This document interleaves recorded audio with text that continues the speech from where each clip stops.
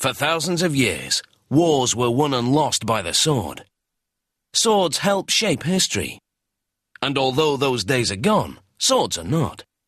Today, modern artisans craft historical replicas, and they go to the hilt to get the details just right.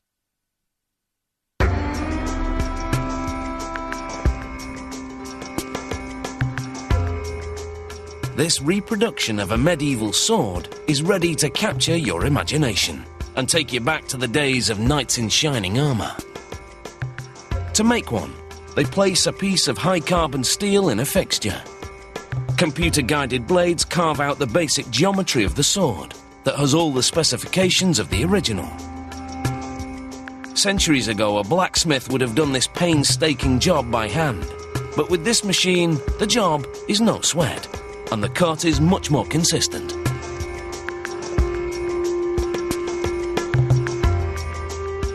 After about an hour of carving, they have a tapered sword blank.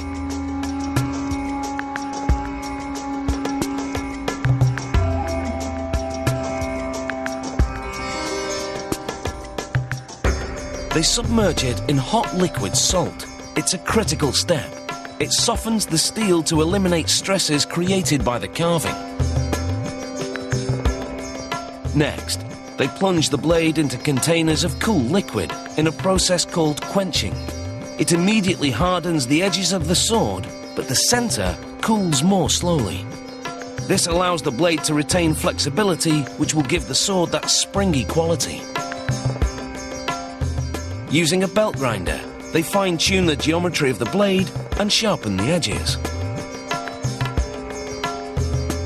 After that, it's sharp enough to slice paper to shreds. To test the blade's strength, they smite a metal barrel with it. Incredibly, it doesn't chip. Next, they pump wax into the moulds to make historically accurate copies of the hilt parts, like the pommel, which is the counterweight at the end of the hilt, and the guard that separates the blade from the handle. They use the wax copies to cast the parts in metal. Then they grind and polish the cast metal pieces. They smooth away the rough edges on this sword guard and hone its profile. Grinding the pommel is a challenge because it has more curves and angles. One mistake and the pommel could end up lopsided, which means it wouldn't be very effective as a counterweight.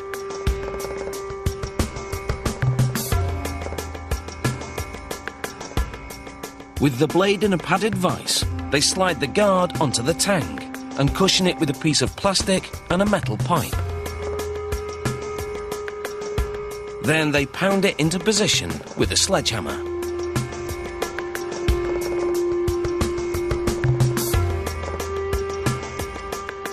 Next, they pommel the pommel into place.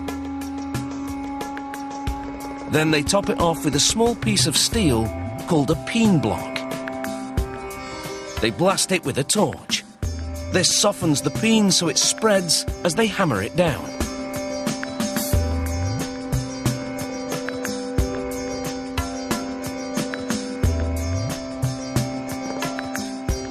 They apply epoxy to the wood grips and spread more epoxy on the handles of the sword. Then clamp the grips onto either side of it. Next, they brush black dye onto a thin piece of leather and coat the other side with glue.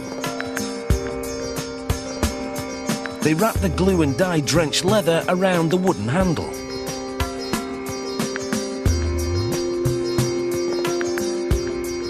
They bind it with cord to compress the leather wrap while it dries.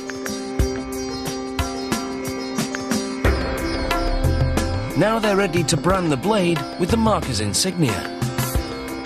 Chemicals etch the mark into the steel, 1 millimeter deep.